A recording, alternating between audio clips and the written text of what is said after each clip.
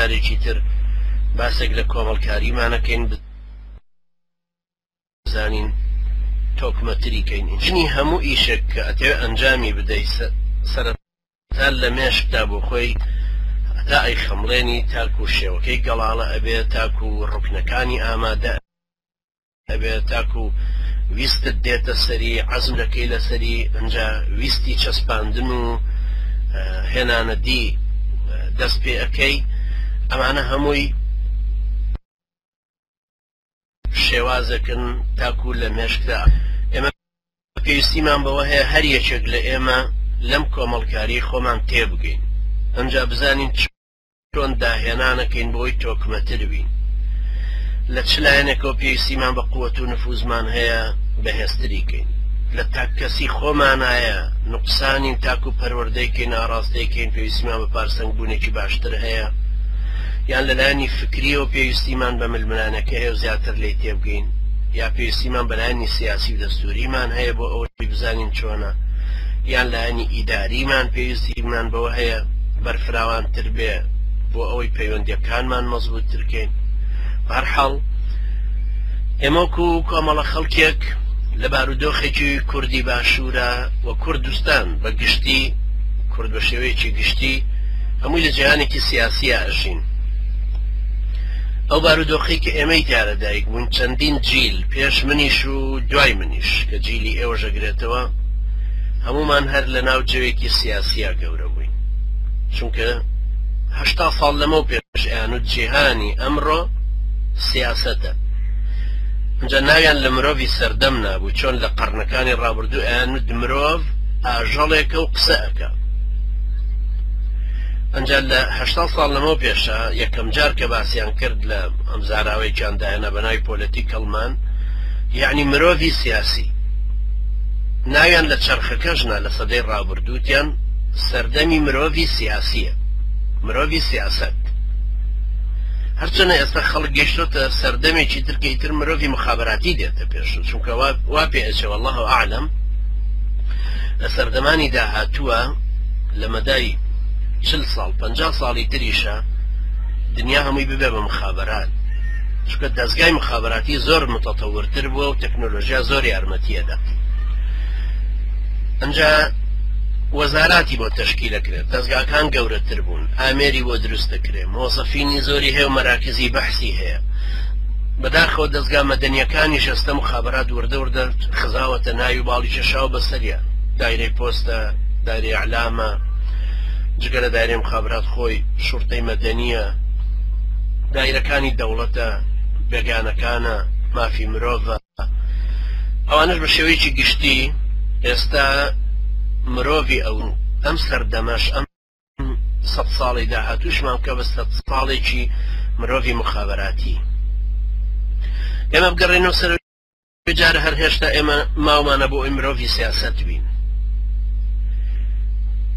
سیاست وەکو عیلمێک زۆر دەمەکە ئەخوێنرێت ئەگەر لەلای ئێمە هێشتا وەکو عیلم زۆر تازەیە و تازە دانیشگای بۆ کرێتەوە تازە کۆلیجی بۆ کرێتەوە کتێبی لەسەر نووسێ بەڵام لای خەڵکانێک تەبعاً کۆنە بە شێوەیەکی گشتی مەدارسێک هەیە کە پێناسەی سیاست دەکا وەکو عیلم بەڵام وەکو هەموو عیلمێکی تر کە دامەزراوە زوو لەسەری متفق نابن یان زۆر ڕاوبۆچوون و پێناسەی جیاوازەیە هەندێک پێناسەکانیان گەڕاندۆتەوە بۆ فەلسەفەکانی یۆنان کە ژیانی سیاسی بریتیە لە شێوازی گۆڕانکاری ژیان لە کۆمەڵگەی مەدەنیە ئەمە طبعاً تعریفی ئەرستۆ کۆنە ئەوان کە پێناسەیانە کرد پێناسەی مجتەمەعی مەدینەیانە کرد کە یانوو هەر شارێک بۆی ببێ بە کۆمەڵگەیەک و دەوڵەتێکی بۆ دروست بێ یعنی ستاتی بۆ دروست ببێ پێویستە لە 10,000 کەس زیاتر نەبێ کە زیاتر بوو بکوژرێن چکۆر ببن لە سکا چ لە دایک بوو بن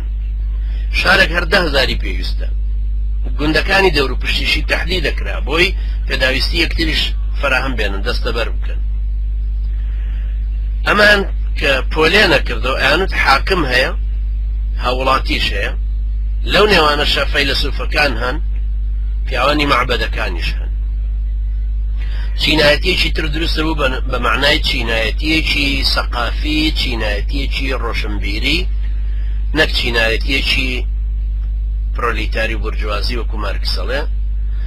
ئەنجا ئەوان لە پێناسەی خۆیانە بۆ سیاست کە بەسەر کۆمەڵگەیەکە ئەکشێ ئەیانوت مهمەوە کۆمەڵگەیەک دروست کە جێگیر بێ، چەسپاو بێ، ئاشتی بێ، ڕێکخراو بێ، ئیکتیفای ذاتی خۆی هەبێ.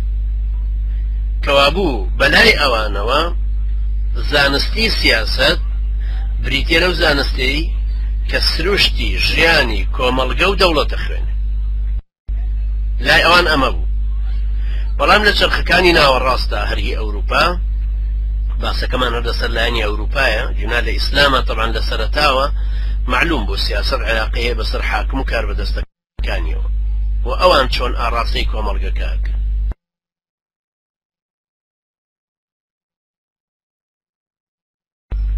بە درێژای تاریخی ئیسلامیش ئاوا هاتووە، لای ئەوان دروست بە لای ئێمە دروست نەبوو لە وڵاتی مسلمانان و لە تاریخی مسلمانە.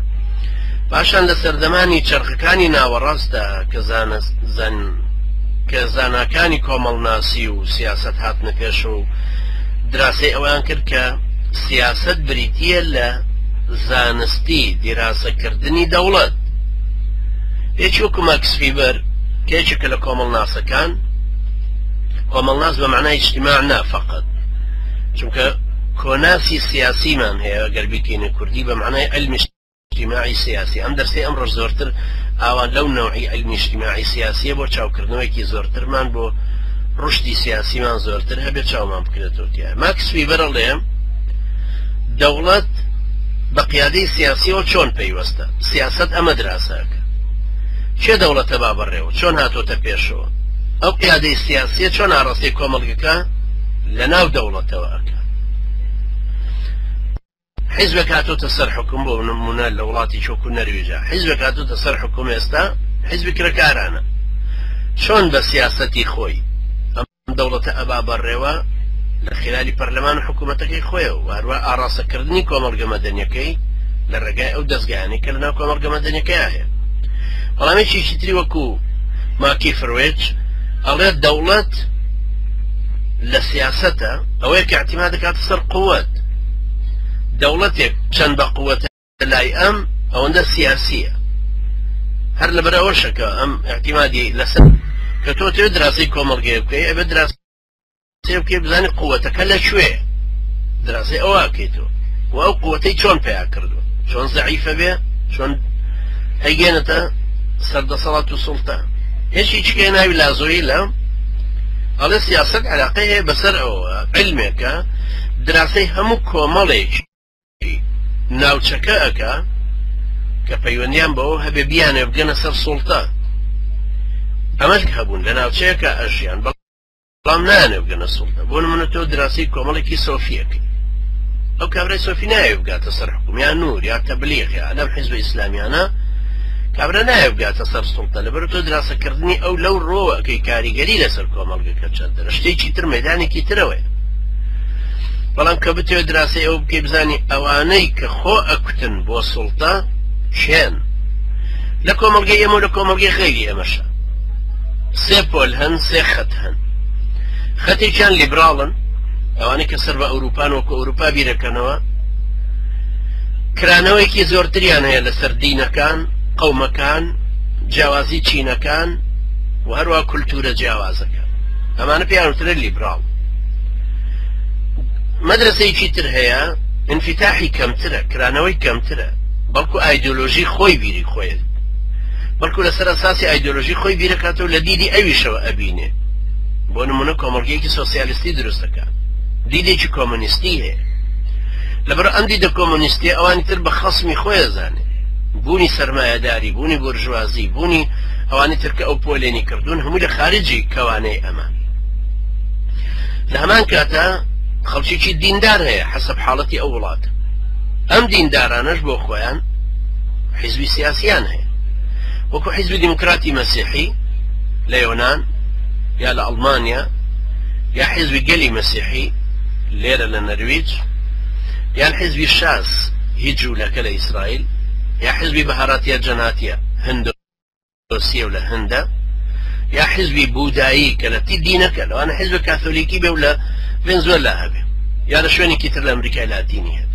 هەرحاڵ سێ مەدرسە هەیە، سێ دید و تەسەورات هەیە کە حیزبەکان ئەشێ بخرێنە ناو ئەو پۆلانەوە. ئەنجا لەناو ئەو پۆلانەشە تەمان جیاوازن، لەناو مەدرسانەشە بخوان جیاوازیان هەیە. بە شێوەیەکی گشتی ئەو عولەمایانەی لە چرخەکانی ناوەندەوە هاتن و دراسی کۆمەڵگەیان کرد و پاشان دراسی سیاسەتیان کردە، وتیان پێویستە لە عیلمی سیاسەتە بایەخ بدرێتەوە بۆی ئەرکانەکانی دەوڵەت بخرێتە زمنی ئەو احتیمام بەمە بدرێت.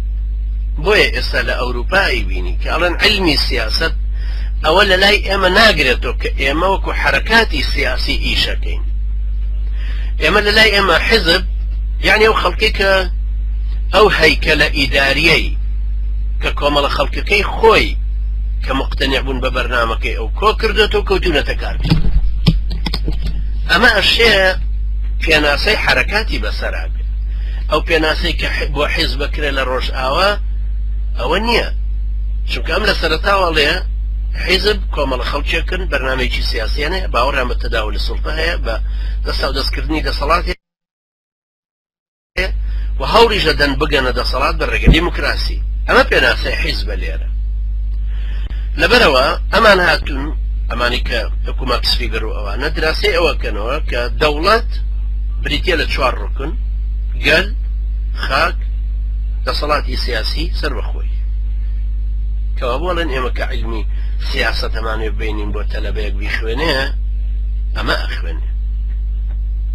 لەمەوەی تر دەوڵەتی قەومی و دەوڵەتی ئایدۆلۆژی و دەوڵەتەکانی ترە خوێنێتەوە کە لەسەر ئەساسانە دروست بوون. بەڵام لەم سەردەمانەی دواییە هاتنەوە سەر هەندێکی تر، هاتنەوە سەر کۆمەڵێک ئوسولی میکاڤێلی.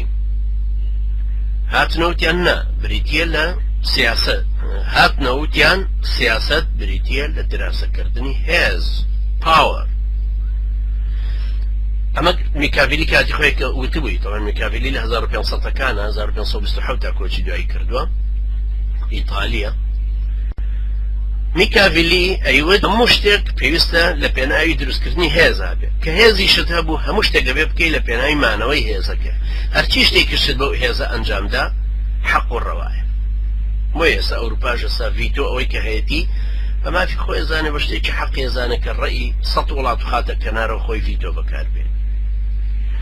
میکاڤێلی هەروەها ئەو زانانی ئەم سەردەمە کە باسی عیلمی سیاسە دەکەن کە ئەڵێن سیاست بریتیە لە دراسەکردنی هێز لە ناو کۆمەڵگەیەکە بۆی بزانی بۆ بەچی، ئەڵێن هێزیش بریتیە لە توانای کەسێک، توانای کۆمەڵێک کە ئەتوانێ ویست و ئیرادەی خۆی فەرزکا بەسەر بەرامبەرەکەیە، یان کاریگەری لەسەر ڕەوتی جەماعەتێکی تر هەبێت، لەسەر هەڵوێستی هەبێت، لەسەر ڕێبازی هەبێت، لەسەر دید و تێڕوانینەکەی هەبێت، وەکو ئەوەی کۆمەڵێک ڕەفز دروست دەبێت. ئەم کۆمەڵە ئەتوانن قووەت و نفوزێکی زۆر بەکاربێنن بۆی ڕەفزی شتێک بکەنەوە. ئەنجا ئەم ئەڵێ ئەگەر ئەمە توانای کەسێکیش بێت، یعنی توانای یەکێکی وەکو سیستانی یەک کەسە، بەڵام توانایکی زۆر گەور و کاریگەری لە ڕووداوەکانە هەیە، یان جەماعەتێکە، بۆ نمونە جەماعەتی مقتەدا سەدر یا پارتیە، جێتی هەر جەماعەتێکە ئێڵین توانای کاریگەریان هەیە لەسەر بەرامبەرەکان. ئەنجا تا چ ڕادەیەک ئەتوانێ فەرزی ئێرادەی خۆی بکا بەسەر بەرامبەرەکە. لەبەرە بۆ نمونەیەکێک لەو شکستەی کە ئێمە خواردومانە ئەوەیە کە پارتی وێچەتی توانی ویانە فەرزی ئێرادەی خۆیان بکەنەوە بەسەر ئێمەی ئیسلامیە، بمان خەناو قاڵبەی کە ئەوانیان لە سەبەبی چی؟ لە سەبەبی نەمانی هێز کە ئێمە هەمان بووە. ئەگەر ئێمە هێزەکەمان هەر بمایە وەکو جاران، ئەوان وەکو جاران ڕەفتاریان لەگەڵ ئێمە کردەوە تە پارسەنگبوونی هێزەکان لەو ئەرزە واقعاکە هەیە. هەندێکی کە لەمانی کە وەکو میکاڤێلی بیرەکەنەوە لەم سەردەمە نوێشە ئەڵێن هێزی سیاسی، دراسەکردنەوەی هێزی سیاسی ئەبێ بە عیلمی سیاسە. تەوەری زانستی سیاسی بریتیە لە سیاست لە ناوچەکەیە. دەسەڵاتی سیاسی کە هێزی قانونی بۆ دروست بووە، یعنی ئەو دەسەڵاتە سیاسی کە بەهۆی حرەکەت حیزب هەر کەسێک و چۆتە سەر سوڵتە، ئەنجا بەهۆی دەستگایەکی یاساییەوە وجودی خۆی شەرعاندووە، ئەو هێزەی خۆی ئەشەرعێنێ. يعني وەکو ئێستای کوردستان 190,000 پێشمەرگە هەیە. معلومە مانە پێشمەرگەی پارتی وێچێتی. ئێستا پارتی وێچێتی ئەیانە فەرزیکەن بەسەر کوردیش و بەسەر عێراقا بە شێوەیەکی گشتی کە ئەمانە سەربازی کوردن، سەربازی کوردستانین بە پێی عورفی کوردستانی مادامەمانە پێشمەرگەی کوردستانین پێویستە وەکو سەربازی نیشتیمان تەماشا بکرێن نەک وەک میلیشای حیزبی. ئەمەش علمی سیاسەتی ئەمانەی وەکو میکاڤیلی بیرەکەنەوە ئەڵێ پێویستە دراسەی هێز ئاوا بکەینەوە. نەتیجەی ئەمەش چییە؟ نەتیجەی ئەمە ئەوەیە ئەڵێ تاکەکانی ناو خەڵک ئەو قەناعەتیان بۆ دروست دەبێ کە ملکەتی و جۆڕایەڵی دەربڕین بۆ ئەو دەسەڵاتە سیاسی وەکو دەوڵەت خۆی ئەنوێنێ بە فەرز بزانن ووا بزانن کە مافی دەوڵەت و دەسەڵاتە لەسەریان کە ئەم قووەتە. ئەمە لێرە نقطەی جەوهەریە کە لە نێوانی پارتی وێچێتی ئەیانە بەسەر خەڵکی تریا فەرزکەن، نووری المالیکیە بەسەر عێراقیەکانی فەرزکە، احتیلالەوە بەسەر خەڵکە فەرزی دەسەڵاتێکی شەقاوەیی ئەوێ ئەمە بسەلمێن ئەنجا ئەوێ بیکە بە قانون. ئێستا ئەیانەوێت لە پەرلەمانەوە بیشەرعێنن بە مەلاش شەرعاندنەکە ئیسلامیانە بە شەرعێنن. ئەمجارە هەندێکی تر ئەڵێن علمی سیاسەت بریتیە لە دراسەکردنی پەیوەندیەکانی هێز لە ناو خەڵکیە. هێزەکە بۆ خۆی دراسەکرێت. هێزەکە چییە؟ چی ئەبێ بە هێز؟ شێوەی هێز بەکارهێنان چییە؟ ئەو سیستم و یاسا و ڕێسایی کە هێز ڕێگی خاو هێز ئاراستە ئەکات لە بیناسازی بێ یان لە ئەرکی وەزیفەکەیا بێ چییە؟ هەندێک دەڵێن ئەمە علمی سیاست، بەڵام بە شێوەیەکی گشتی هەندێکی ترەڵێن کابرای سیاسی پێویستە واقع ناسانە سەیری واقعەکەی خۆی بکە بۆ ئەوەی وەصفی کە شیکاریەکی بکە بتوانێت ئەمجارە بە گوێرەی شیکاریەکەی خۆی پێ هەڵێنێتەوە بۆ گۆڕانکاری.